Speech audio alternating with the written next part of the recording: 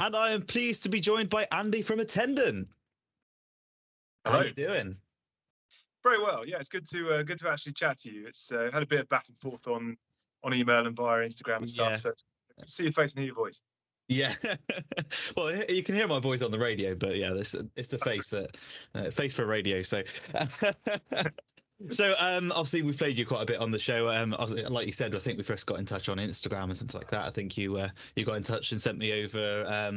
What was that AITA you sent over? I can't remember. Yeah, probably. Probably, yeah. Anyway, I've obviously played you a lot on the show, but tell us a little bit about Attendant for anyone that's unaware. Yeah, well, we've been going about 2 years. Another lockdown project. Which there seems to be a lot of these days. Hey, I've got time for it. Yeah, no, it was quite, it had its. I mean, lockdown sucked, obviously, but it did give you that kind of extra time to kind of just sort of sit and noodle around on the guitar and come up with some ideas. Yeah. So, I mean, Chris, the drummer, and I, we recorded a song back in about 2016, which during lockdown boredom, I just decided to kind of send into BBC Introducing, our local BBC Introducing show, and they put it on the radio and said some nice things about it, which kind of encouraged me to write a bit more, and it all kind of built up from there. Okay, so was that 2016 you released that one?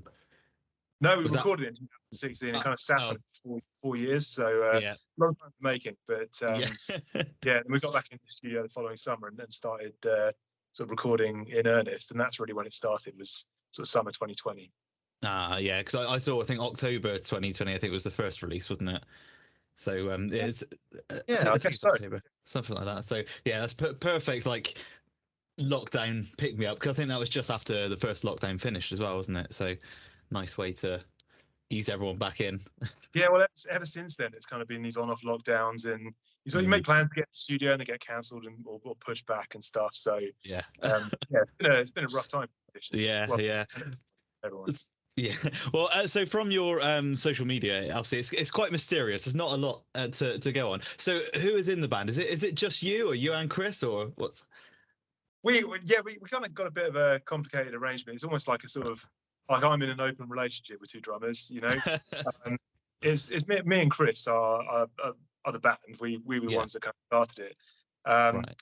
Chris has this cool job working on film sets. He kind of goes to on locations. So he goes to movie locations and kind of coordinates stuff.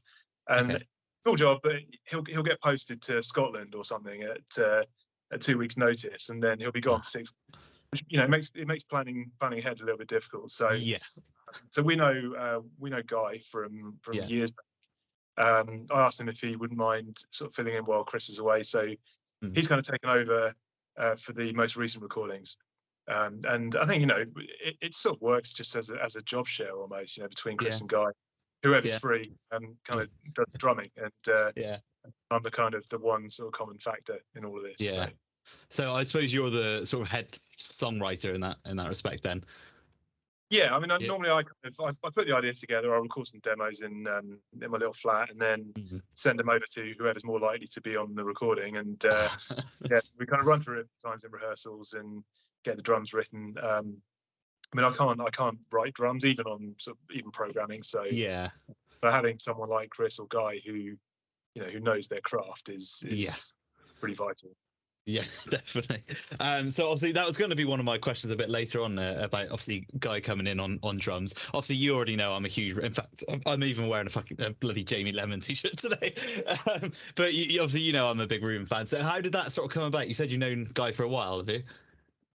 Yeah, I mean, like you, I was a huge Ruben fan. Got into them around the time that I sort of started getting really interested in music. My own kind of musical taste, and we grew up on the same local music scene. So Chris and I are from the sort of Aldershot, Farnborough, Camberley area, where the Ruben guys are based, and where they played their kind of first local gigs and stuff. So it's really cool to back then see this local band just absolutely killing it, and awesome shows. They were always packed, and the crowds went nuts for it. But I don't really know how, but Chris ended up being their roadie or Guitar Tech or something. Okay. It went on one of the European tours, then I think. So Oh, he cool. got to know Guy through the band, and then Mm. sort of slowly introduced Guy to the rest of us, and now we're kind of, we're good friends. We hang out down the pub and stuff. I think we're going to Nice. next year. So Oh, cool. yeah, it's great. It's great to have him on board, and he's such a great drummer as well. Really cool to work. Yeah. So obviously coming out of the local scene, is it quite a big scene? Because I don't know much about the older shot scene, that sort of area of the world. Is there much of a sort of music thing going on there? Because I know obviously you said Ruben are from there. Did I read 100 Reasons as well from around that way? Yeah, they're from the Farnborough area. I think. I mean, it was. I mean, at risk of sounding like an old man, it was great back in the day. Like we were very lucky where we did and have that scene. There's a venue called the West End Centre, which is still going strong. Shot puts on some really good gigs. There used to be a venue called the Tumble Down Dick, which we used to. Chris and I used to play that venue in our old band. Okay. We saw Ruben there a couple of times, and 100 Reasons played a tsunami relief charity gig there one time, and it's a real kind of buzzing scene. But it's it got closed down and turned into McDonald's. So you can still go there. Not quite the same effect though. Not quite the same. Yeah, there's like an area in the corner now. So it's but I mean, it was we were very lucky to grow up as part of that scene, and see bands like 100 Reasons and Ruben starting out, and then they're in the charts. They're kind of headlining these huge shows at the Astoria and things like that. So yeah, very, very cool. Yeah, it's amazing to see. Obviously, I'm from Bristol, so there's a lot. Like Bristol's got quite a good scene. There's a lot of bands that are sort of coming up now that you're sort of like, they're going to be pretty big in a few years, sort of thing. Like there's some huge ones, like they're sort of like, you're seeing them in these small venues, and then like you just know that in a year's time, 3 years time, whatever, you're going to be seeing them in these huge places. It's just so cool for. Yeah. So obviously we talked about Ruben 100 Reasons. So I get some sort of Ruben-y and 100 Reasons vibes from your sounds. The new one especially is quite 100 Reasons-y, I thought. Is obviously there are two influences, I assume. Oh, definitely. Yeah. I mean, yeah. We were into those bands around the time that we sort of started really getting into music. Yeah. So Chris and I were in a band together back then, and that's pretty much all we were listening to at the time. We just every song was some kind of Ruben rip-off, or lifted straight from a 100 Reasons song, or and listened to a lot of kind of Incubus and stuff back then as well. Yeah, I think Incubus are a Ruben influence as well, aren't they? There's quite a lot. There's a few songs that you sort of see little bits that are like, oh, okay, that's quite cool. Yeah. So I saw Incubus for the first time as well a couple of weeks ago. They're one of those bands that I've wanted to see for years, but sort of never saw the tours come up or anything. And then like finally, I think a couple of months ago, or was it last month, something like that. So it's so good. Exactly what I wanted. I don't think I've seen them live since the Morning View tour, which kind of ages me somewhat. A long time ago. The band live, so good. Yeah, they're so good. They're like say when I saw them, they played a lot of the like classics as well. Like I think sometimes you see a band and they're just going to play like their new stuff, and a lot of the time you're sort of like, okay, it's good, but I want to hear the classics sort of thing. So, but they did a very good job of playing like all the big ones. Yeah, good. Yeah, same with sort of Jimmy World at 2000 Trees. Yeah, same. Balance as well, similar kind of thing.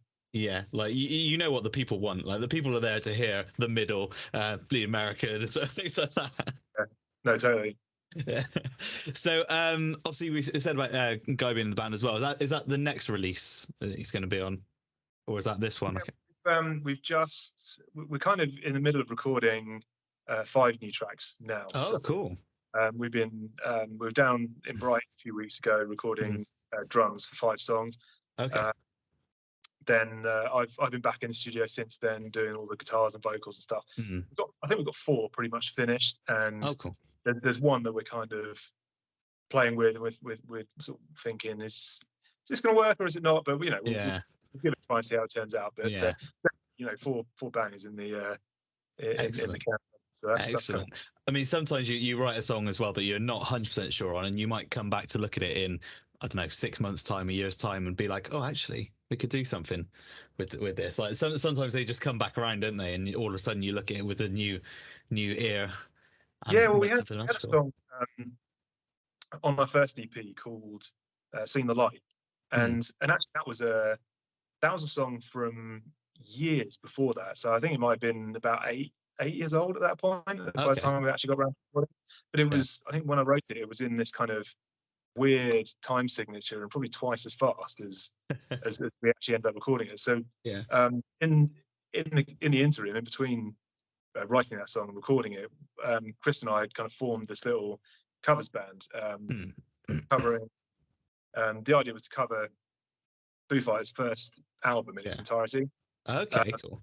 and I think it was, oh, the last song, Lovely. the last track of the album, and it was Okay. kind of, we just really enjoyed playing that. So we took the pace of that song, applied it to this old song that we had, and it ended up Hmm. being the track "Seen the Light," which, you know, I think is actually our most streamed song to date. So Possibly. Yeah. I've not got it in front of me. I do have it in front of me. Hang on. Let's have a look. Which song was it?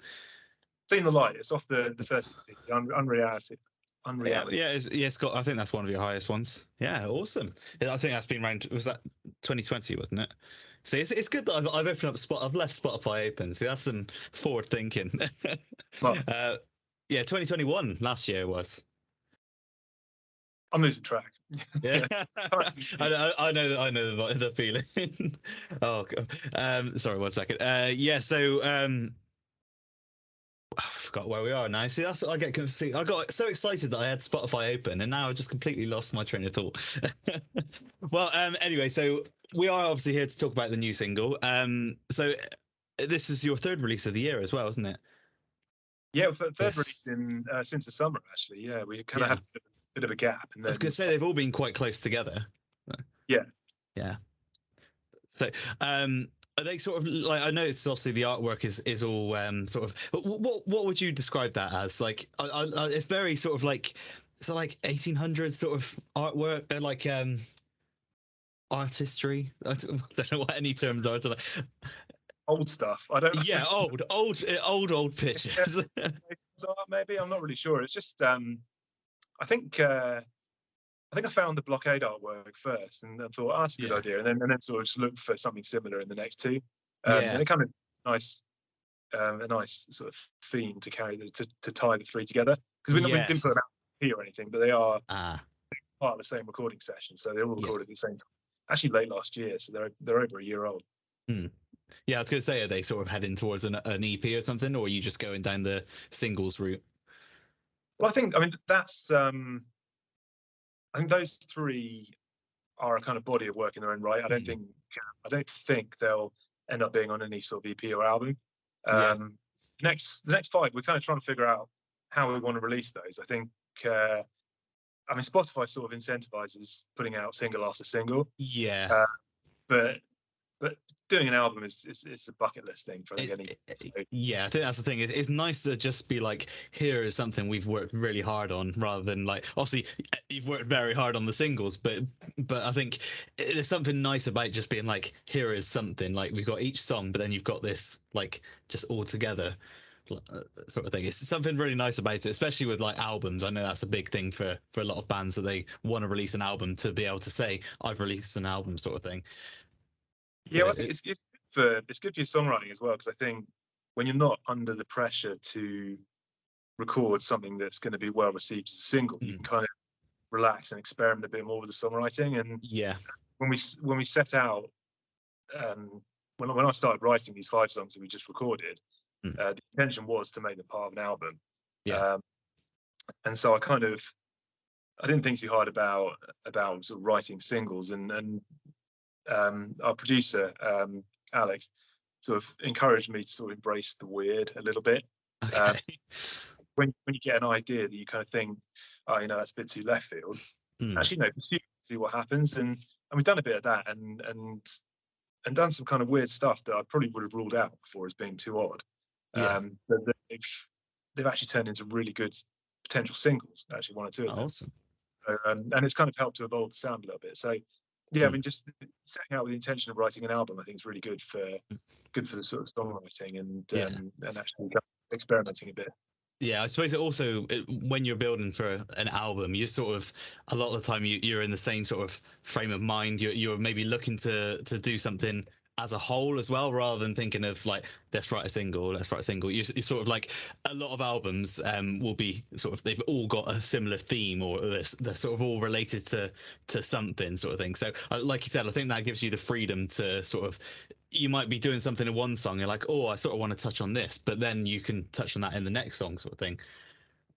Yeah, well, I mean, I like the albums I've really enjoyed. Have always been quite diverse. So we talked about Incubus. I mean, Yeah. They're quite diverse from album to album. Like each one of them has its own sound. You can listen to any song, and you can pretty much tell which album that song's come from. But there's like I think the first album I ever bought was Blur Parklife. Okay, yeah.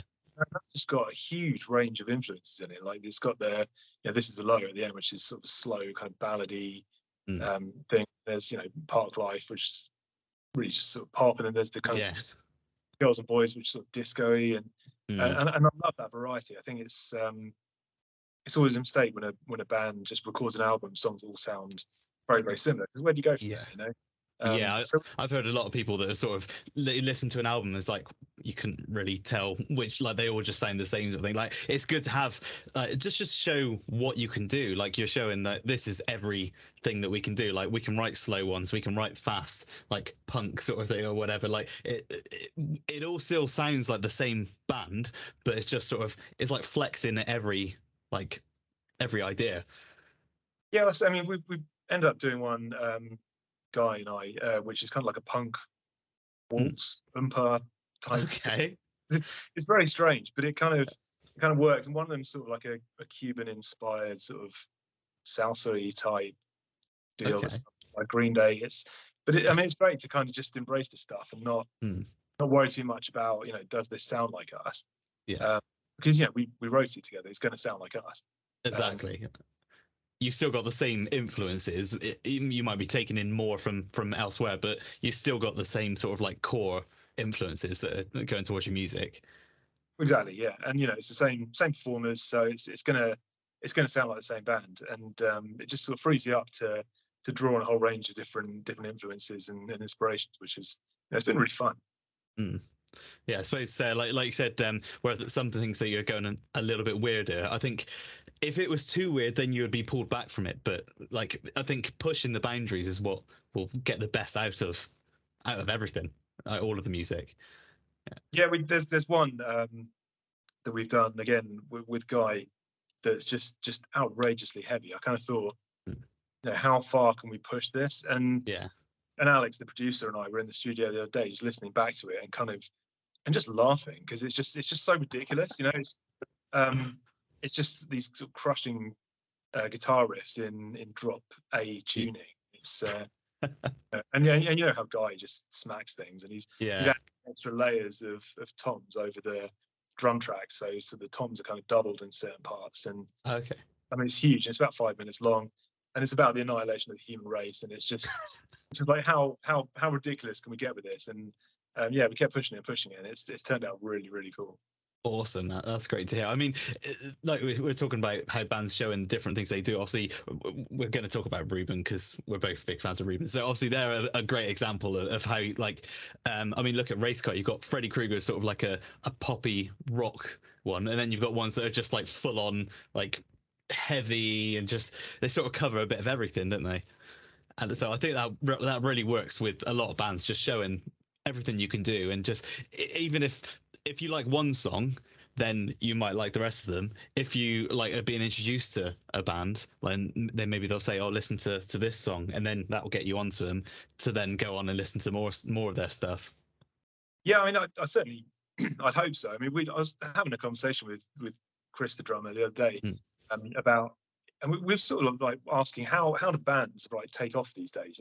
How does a band actually, make it? And if you find out, tell me. it doesn't really happen in the same way that it used to, but individual songs do take off. So there's a lot of bands on Spotify, sort of up and coming bands, who will have one song that has 5 million streams, Yeah. and the others are all kind of a couple of 100,000. It's that weird thing with streaming where, you know, one song can really take off and become huge, but Yeah. it doesn't necessarily translate into kind of a sort of committed fan. You know? Yeah, I think a lot of people have got shorter attention spans now as well, haven't they? So that it might be that they'll listen to like a playlist that's got one song on rather than going and listening to that specific band. So, and you still get a lot of like these one hit wonders, like you always have, that you'll have one song, you're like, oh, this song is brilliant, and then like I've seen bands live and like the rest of their stuff, I'm just sort of like, it's okay, sort of thing. But like, there's that one song that you just like, it really hits. Yeah, I mean, I've been guilty of it too. You know, you find a, like I said, you find a song in a playlist and put it on your own playlist, and you listen to that playlist over and over again, and you think, yeah, I really dig this song. And then a few months later, you're like, oh, I wonder what the rest of this band's songs are like, you know, and then you kind of check them out, and they're rap. You know, you just they're absolutely awesome, and you think, why didn't I do this earlier? But I think that's just the way that these streaming services encourage listening. It's not geared towards whole albums. It's more kind of geared towards listening to lots of different artists in sitting. Yeah, which is probably why the like releasing singles is a good way to go about it now. That is that because like I said, people are listening to like one song rather than sitting down and listen to an album. I mean, even I struggle to. Oh, sorry, I've just unplugged my headphone. Even like I struggle to listen to albums because obviously I've got so much to go through. And when there is an album that comes out, I'm like, yeah, that is like I've got to listen to that one. But there's so much that comes out. Like I mean, look at last Friday. I think there was about 6 or 7 albums that came out, and I'm like, I want to listen to all of these, but where am I going to find the time? I know, and then I used to listen to most of my music driving to work. But since the pandemic, it's all been working from home. Yeah. So I actually have to sort of allocate time now to sit down on the sofa and sort of like everything else off and just put my headphones on and take time out to actually mindfully listen to music. Yeah, I'm exactly the same. I work from home now, so it's like, whereas it used to be like a 20-minute, half an hour drive, and like that's when you listen to the new music that's come out. Now it's sort of like, okay, oh, it's Friday, let's try and quickly listen in between working, sort of thing. It does get difficult. I think that definitely the working from home and the pandemic and everything has changed the way that people listen to music. Yeah, you have to make a point of it and kind of try and incorporate it into your routine. Yeah, which is nice if you achieve it, because I suppose it's like sitting back and listening to a vinyl, like you're getting that experience, whereas like maybe you're not fully paying attention when you're like driving to work or whatever. So maybe it's positive. No, I guess so. I hadn't really. Yeah. Well, anyway, so have you done any shows or anything yet? Like I said, the online is very like mysterious. I've not seen anything about it. We haven't. No, we I suppose it's the case of seeing when there's a drummer available. Yeah. Logistically, it's always been a bit difficult. I mean, we had a real hard time getting in the studio to record the last few tracks because of lockdowns, because of availability. You know, we're all grown ups with jobs, and trying to get the lineup has been quite tough. So putting gigs on top of that, it's just, you know, it's been a kind of step too far until this point. And then actually the pandemic and lockdowns has sort of provided good cover for not playing any live shows. It's kind of I find a lot of the times when you pitch a song to radio, the first question they ask is, "Oh, you got your shows coming up?" You know. And actually during the lockdowns, we weren't really asked that much because nobody had any shows. No. But now it's kind of, yeah, I do wonder if we've kind of gone as far as we can go now without playing a show or two. I think it might actually have to happen at some point next year, I think. So we're kind of, I mean, I'm open to it. I haven't really discussed it much with Guy and Chris. I think if you know, if they got some free time, then maybe they'd be up for it too. Yeah. Yeah, well, one of them, or you can split it between just book a show and whoever's available on the day.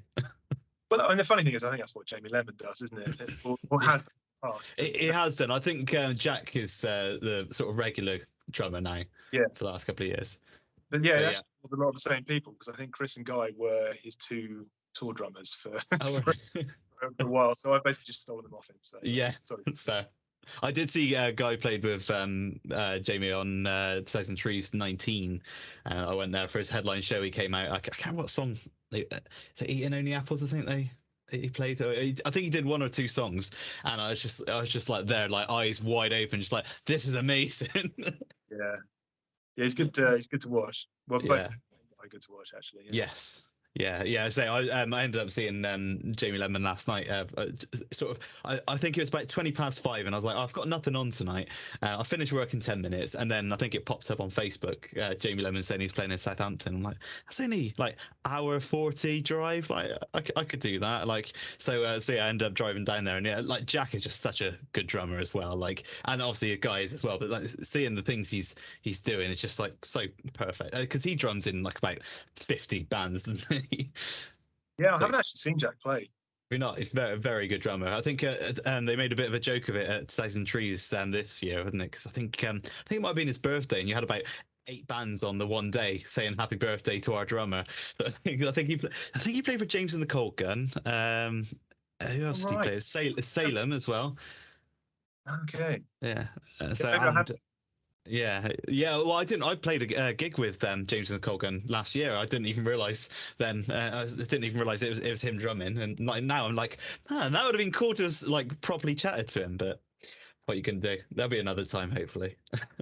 Yeah, awesome. No, I mean that's dedication. I think some of the best gigs I've been to have actually just been those ones where you think, I'm kind of bored. Let's just drive 3 hours to to do this. Yeah. I think we did that.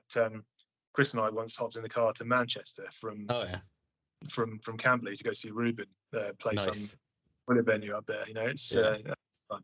Yeah, it was just like a last minute, and obviously they've got Jen Hingley's playing lead guitar now, False Advertising. So it's the first time I've seen her play with the band. Obviously I've seen False Advertising before, but it was nice to see her first like headline show sort of thing. Because I think they played Download, didn't they? I didn't make it to Download this year, but I've heard it was very good from what people said. Yeah, I've heard all about it. I've actually never been to Download. Never made it to Download. You're not?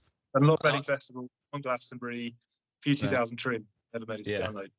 Yeah, I've been to Download loads, and now I'm sort of like I'm too old for it. Like I want Snows and Trees. Like you can have a nice casual walk around. You can go back to your tent. You can sit down for 10 minutes. Download is sort of like just so much walking and so much commitment, and I just too old for it. 2000 Trees it's a great festival. I ended up going this year because my friend got COVID at the last minute, so oh no, I've been a huge tent all by myself, but still had a great time because you always bump into people you know. And there's this kind of community of bands online who I've got to know over the last couple of years. So the band Beige from the Brighton area, they sort of took me in under their wing and kind of looked after me for the week. It's really cool. The band Dude Safari, do you know those guys? No, I've not heard of them. Went there, sat out with them for a drink, and really cool atmosphere. Just a great vibe. Everyone's just like really friendly and just like you're walking into the bands all the time as well, because it seems a lot more grounded than like a big festival like Download sort of thing. Like a lot of the bands you won't ever see walking around. Like most of them will be like hidden away, or they are walking around but there's another 110,000 people around you that you don't see. Whereas 2000 Trees, you're always running into people, so it's really nice. Like I just love it. Yeah, so cool. You got a ticket for next year? Yeah, I've not yet. I saw they announced the payment plan earlier, so like, I should probably sort that out. So, but I'll definitely be there because it's just the best. What about you? You planning?